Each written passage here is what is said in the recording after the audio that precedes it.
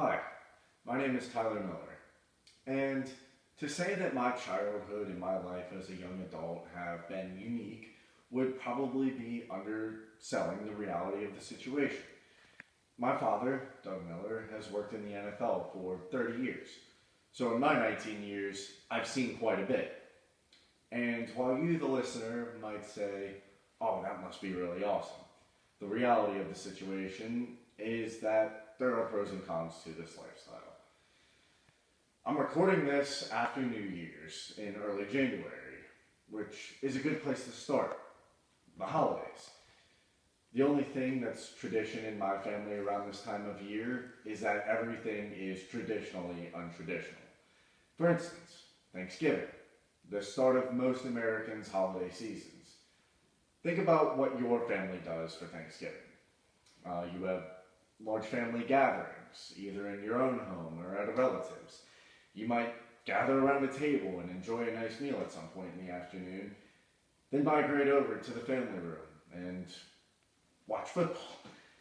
In my house, Thanksgiving, particularly in the last few years, revolves a lot more around football than it does around turkey, stuffing, and family gatherings.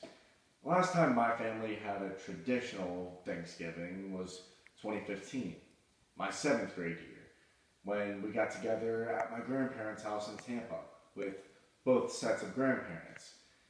It was certainly memorable, and that's simply because it happens so rarely. Usually an empty seat at the table is the norm for us, as my father is working in some city that's far away from our hometown of New Orleans, or he's in the Superdome in the Central Business District. A normal day of game experience for him involves a minimum of 14 hours, which doesn't leave any time for the traditional Thanksgiving dinner with all of us together.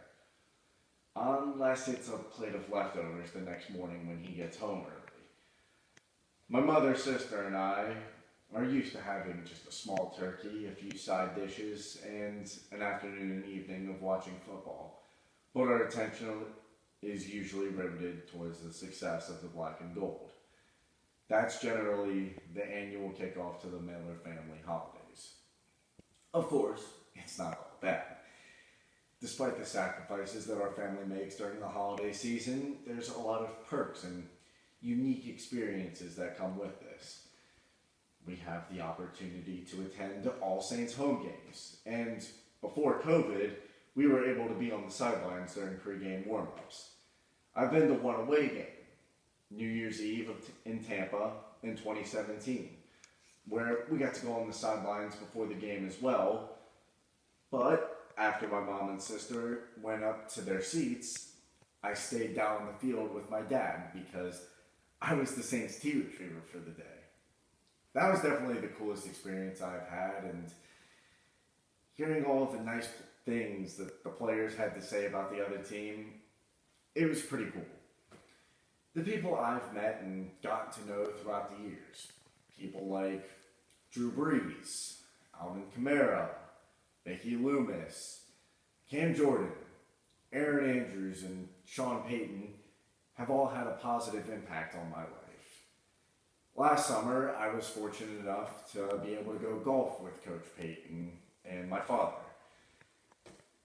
It started off as a great time, but Coach Payton, being the coach that he is, wanted to help me with my golf swing. He came behind me and told me to bring my club back.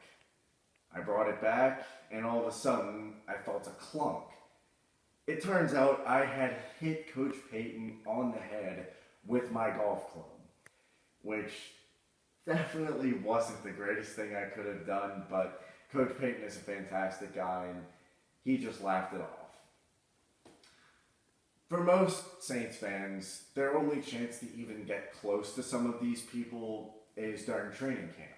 But for me, sometimes that was just a typical weekend. These experiences are certainly not ordinary. However, it's the reality of our family's life. And we've been fortunate enough to experience the highs and lows that being a fan of a team can bring. I personally see and experience both sides of the fan's perspective because I see it from an insider's and outsider's point of view. When the Saints lose, for most fans, they just get on with their week and wait for the next game. But in my house, a Saints loss usually means a less than ideal atmosphere. So as you can see, there's some pros and cons that come with this lifestyle. But it's all I know. I wouldn't trade it for the world because the pros heavily outweigh the cons, and it has afforded me opportunities that others could only dream of.